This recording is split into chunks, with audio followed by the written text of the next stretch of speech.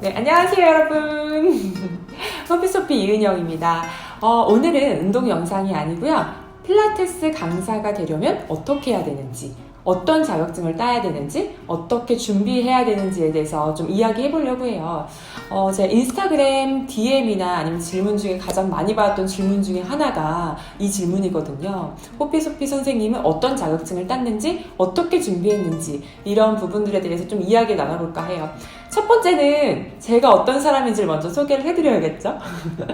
인스타그램으로 보신 분들은 아시겠지만 저는 이제 필라테스 강사 한지는 6년째 접어들었고요. 지금은 삼성동에 있는 이소 필라테스를 운영하고 있고 이제 올해로 3년 차에 접어들어요. 그리고 이제 뒤쪽에 보이시는 스튜디오가 바로 저희 스튜디오입니다. 스타 필라테스 자격증을 땄어요. 스타 필라테스는 이제 많은 분들이 아시겠지만 캐나다 국제 공인 자격증이고요. 저는 원래 베이스가 체대나 아니면 무용 쪽이 아니에요. 저는 경영학부를 전공을 했고요. 그 다음에 승무원을 했었고 대한항공. 그 다음에 대한항공 승무원 하다가 몸이 안 좋아져서 그만두고 와인 회사를 다녔고요. 마케팅을 하느라고. 거기에서 허리 디스크가 생기면서 제가 직업을 전환을 하게 됐어요. 그때가 제 나이 29살이었고 그게 정말 저의 인생의 터닝 포인트였겠죠.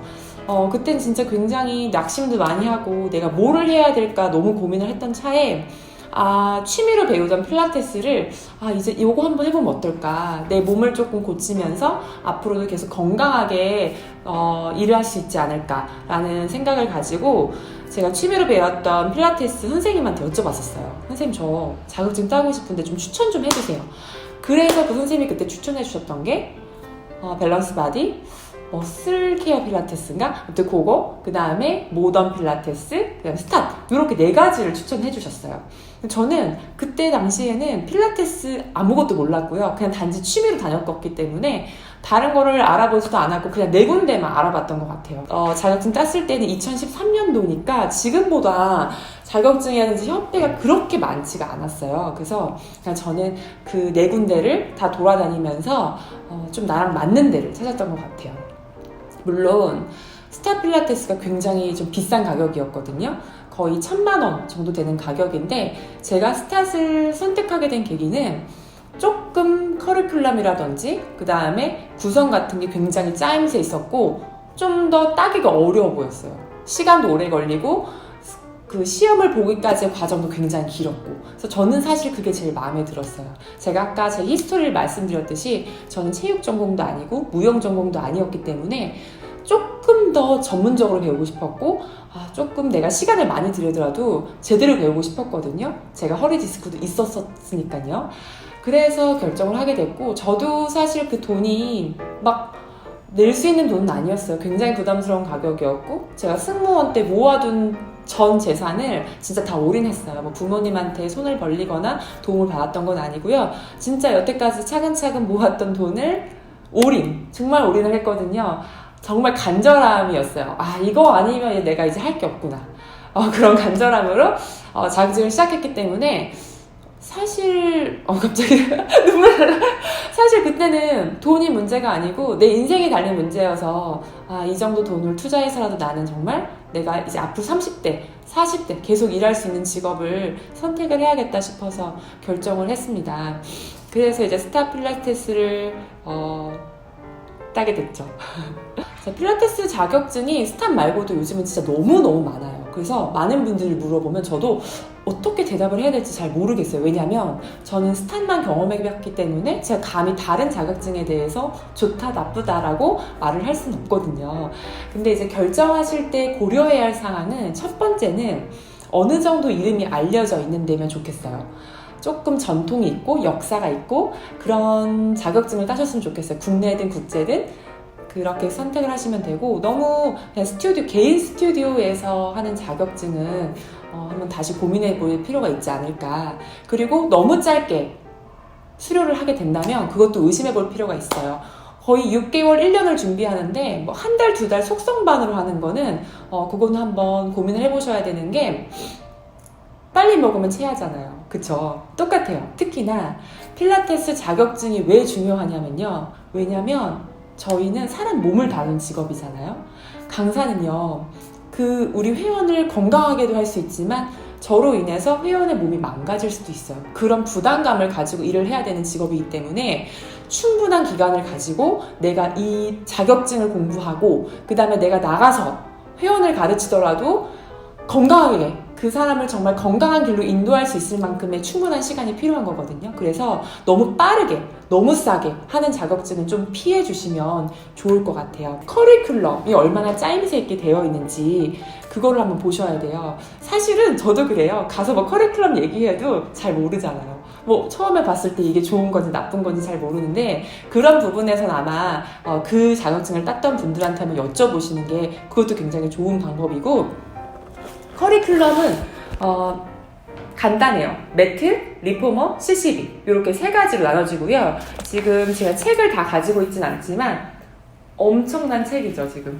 네, 이렇게 많은 책들을 배우게 됩니다. 그래서 처음에 매트를 배우고 리포머를 배우고 CCB라고 하면은 캐딜락, 체어, 그 다음에 베럴드 이렇게 세 가지 구성으로 배우게 되고요. 이건 뭐 주말반이든 주중반에 따라서 과정의 기간은 조금씩 달라질 수 있어요. 하지만 이 과정 내에서 얼마나 동작들이 풍부한지, 얼마나 다양한지 이것들을 보셨으면 좋겠고, 두 번째는 해부학이 있는지, 물론 요즘은 다 해부학이 있겠지만 해부학이 너무 중요합니다. 그래서 해부학이 있는지, 그 다음에 교육시간, 연습시간, 티칭시간, 옵저베이션 시간이 있는지.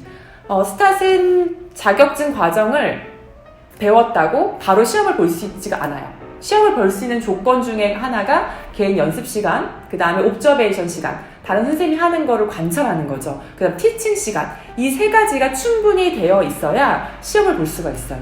근데 이거는 제가 그때도 너무 어렵게 땄지만 이건 충분히 정말 있어야 된다고 보거든요. 내가 강사로 나가기 전에 티칭을 해보지 않고 다른 선생님이 어떻게 하는지 옵저베이션 하지 않고 그리고 내가 충분히 연습하지 않는다면은 현장에 바로 쓸 수가 없습니다. 그래서 이 세 가지를 잘 갖추고 있는지, 그러면 이 세 가지를 할 수 있는 교육 환경이 잘 되어 있는 교육센터를 찾으시면 될 것 같아요.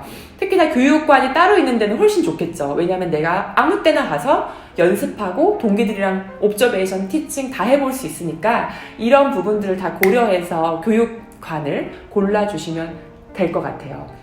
또 중요한 거는 나랑 그 자격증이랑 또 맞는 게 있어요. 제가 스탯을 좋아하는 이유는 스탯은 모디피케이션이 굉장히 많아요. 동작이 굉장히 다양하고 내가 이걸 못했을 때 모디피케이션을 할 수 있는 동작들이 굉장히 많거든요. 제가 처음에 시작했을 때 허리 디스크가 있었기 때문에 못하는 동작들이 조금 있었어요. 근데 뭐 그거를 막 강요하게 하는 게 아니라 못하는 사람들을 위한 모디피케이션이 굉장히 많아요. 그런 것들이 다양성이 또 저랑 맞고요. 저도 다양한 동작, 다양한 움직임을 좋아하는 성격이라서 그게 저랑 제일 잘 맞았던 것 같아요. 전혀 아닙니다. 정말 아니에요. 이거는 저도 필라테스 자격증만 따면 끝인가 싶었거든요. 정말 아니고 끝이 아니고 시작입니다. 진짜 그때부터 열심히 공부를 해주셔야 돼요. 딱 처음에 들어가면 해부학을 먼저 보거든요. 그때 다들 약간 좌절해요. 이거 뭐예요? 막 의사도 아닌데 뼈 공부해야죠, 근육 공부해야죠, 막 요즘 근막, 신경까지 너무 많잖아요. 그래서 처음에 정말 여러분들이 동작도 중요하지만 해부학을 집중적으로 파셔야 되고, 정말 몸을 알아야지 동작을 또 가르칠 수 있고 그 동작을 나 스스로 모디피케이션해서 또 가르칠 수가 있거든요. 요즘 진짜 필라테스 강사가 되려는 분들이 진짜 많은 것 같아요. 직장에서 이제 나오셔서 바꾸시는 분들도 있고. 하지만 우리가 강사라는 게 물론 필라테스 동작을 가르치는 것도 있지만 제일 중요한 거는 내가 회원의 건강을 책임지는 사람이기 때문에 이 직업을 선택함에 있어서 좀 부담감을 가지고 시작을 하셨으면 좋겠어요. 아까도 말씀드렸듯이 나로 인해서 건강해질 수도 있지만 내가 잘못 가르쳐서 건강을 나쁘게 할 수도 있다는 그런 부담감. 항상 저는 지금도 오래 일을 했지만 아직도 강의 전에는 너무 떨리고, 큰 강의를 많이 해봤지만 항상 큰 강의 전에는 더 떨리고 아직도 그래요. 아마 근데 이거는 좋아지기보다는 아마 계속 가져갈 것 같아요. 그런 부담감들이. 하지만 이제 그런 부담감을 가지고 시작하시려는 분들한테는 정말 응원을 드리고요. 꼭 잘 알아보시고요. 그 다음에 꼭 찾아가 보세요. 나랑 맞는지 꼭 체크하셔야 됩니다. 꼭 찾아가셔서 보시고 그 자격증에 대해서 조금 꼼꼼히 생각을 하셔서 강사로 가는 그 길이 처음부터 잘 이뤄졌으면 좋겠습니다. 제가 조금 풍부하게 이야기를 해드리고 싶었는데 조금 풍부했는지 모르겠어요. 혹시라도 부족했던 부분들, 궁금했던 분들이 있으면은 댓글로 남겨주시고, 그리고 저의 이제 필라테스 이야기라든지, 그 다음에 제가 필라테스 동작들은 사실은 기구 필라테스 동작들은 유튜브에 잘 안 올라가기 때문에 인스타그램에 보시면은 저의 동작들이라든지 저의 히스토리를 많이 보실 수 있을 것 같습니다. 자, 그러면 오늘도 도움 되셨다면요, 좋아요와 댓글 남겨주시고요. 전 다음 시간에 또 뵙도록 하겠습니다. 안녕!